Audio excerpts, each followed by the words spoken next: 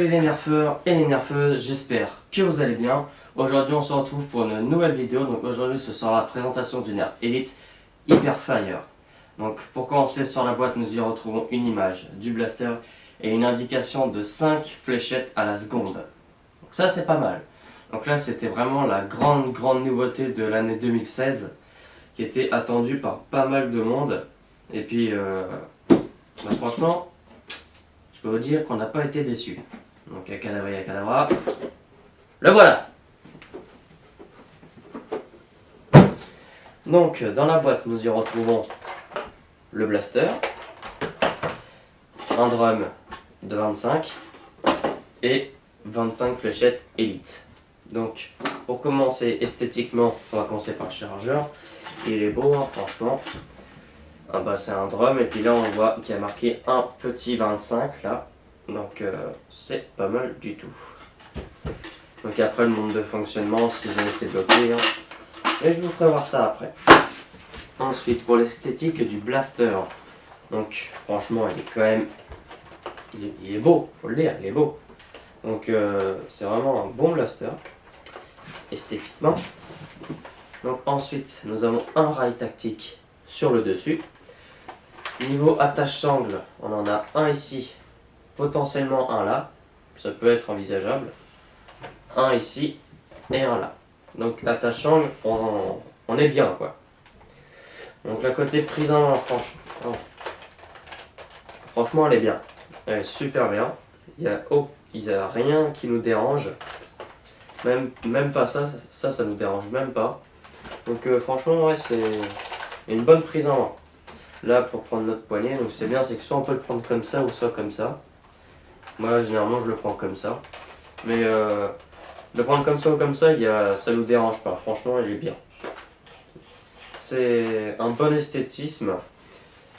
Pour les attaches sangles des rails tactiques c'est bien, donc là-dessus j'ai pas à me plaindre.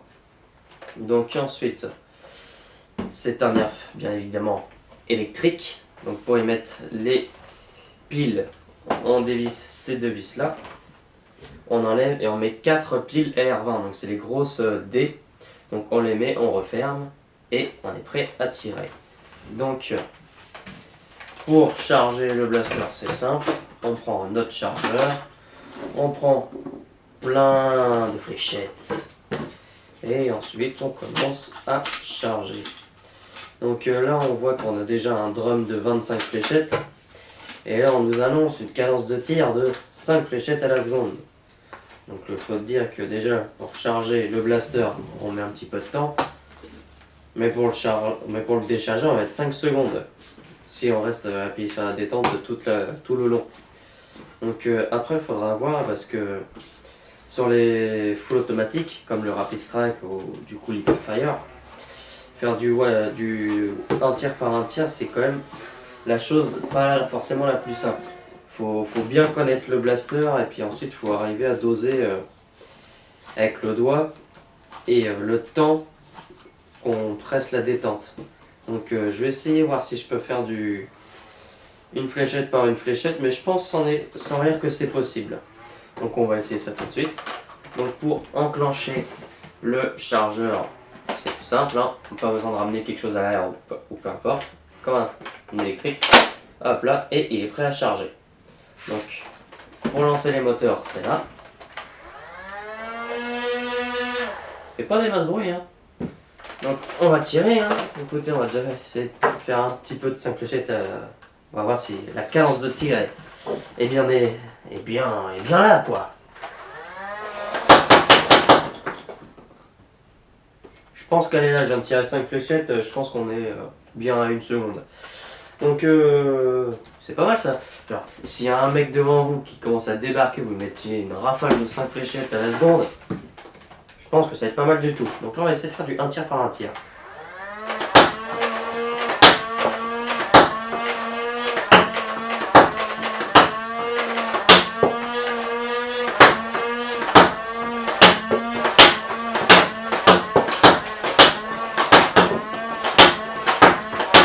Là franchement c'est largement jouable.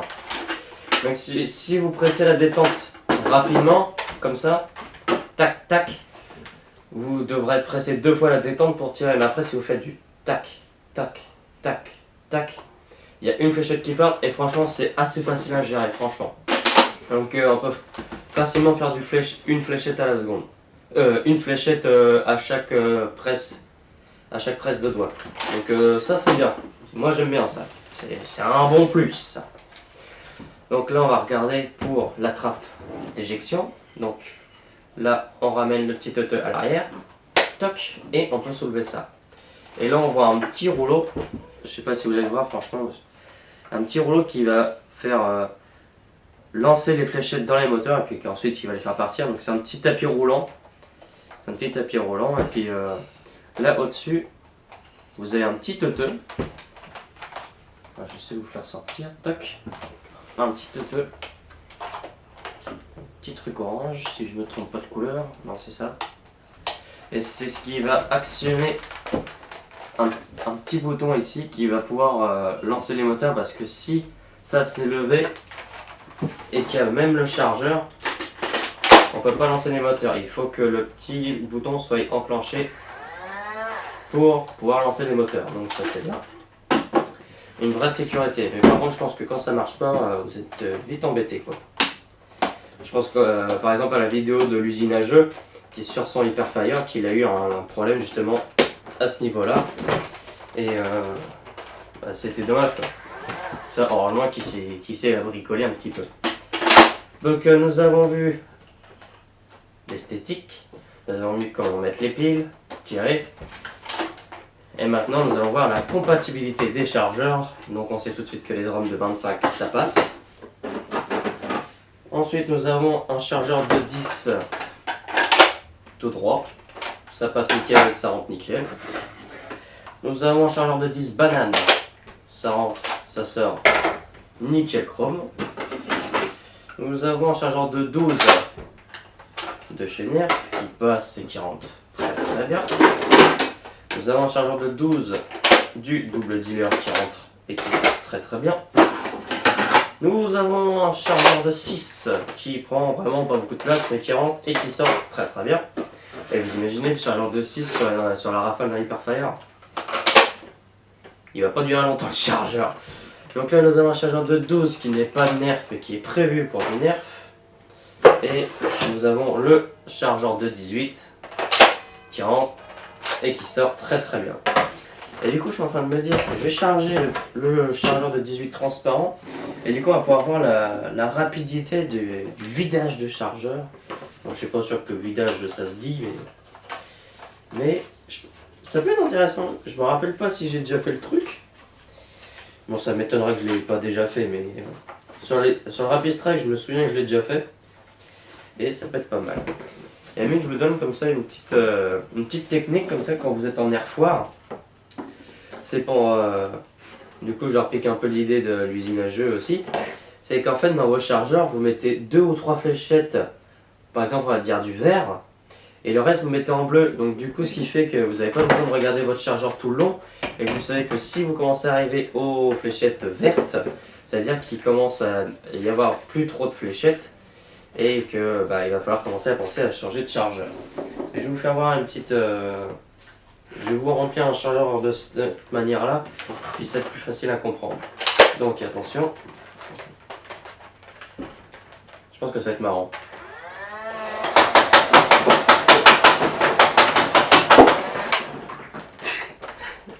Ouais, ça m'éclate ça. J'adore. Donc là, je vais vous faire voir la petite technique. Et en plus, ça s'avère que c'est super utile, parce que je l'ai déjà fait. Et puis du coup, au moins, on n'a pas besoin de compter les fléchettes qu'on tire ou autre chose.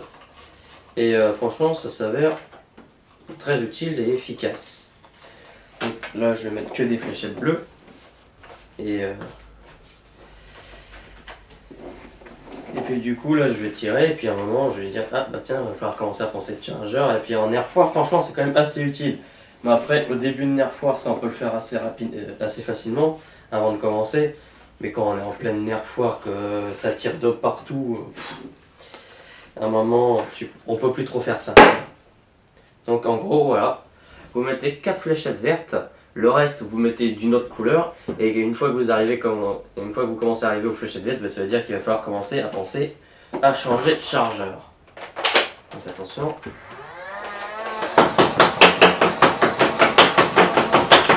Là j'ai déjà tiré 2 fléchettes vertes, ça veut dire qu'il m'en reste une. Et qu'il va falloir penser à changer de chargeur pour pouvoir continuer la nerf.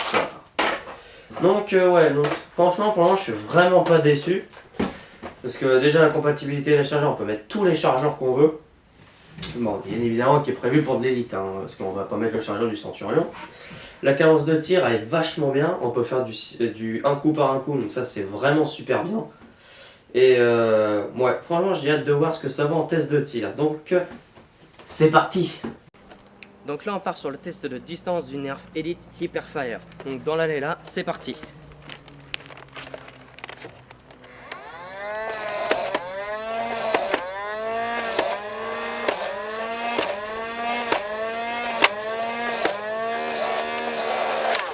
Voilà.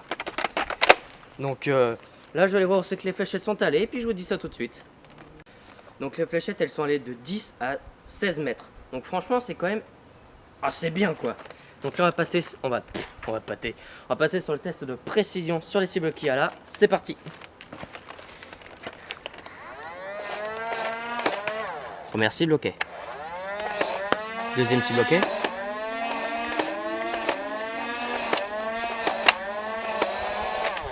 Oula. Bon.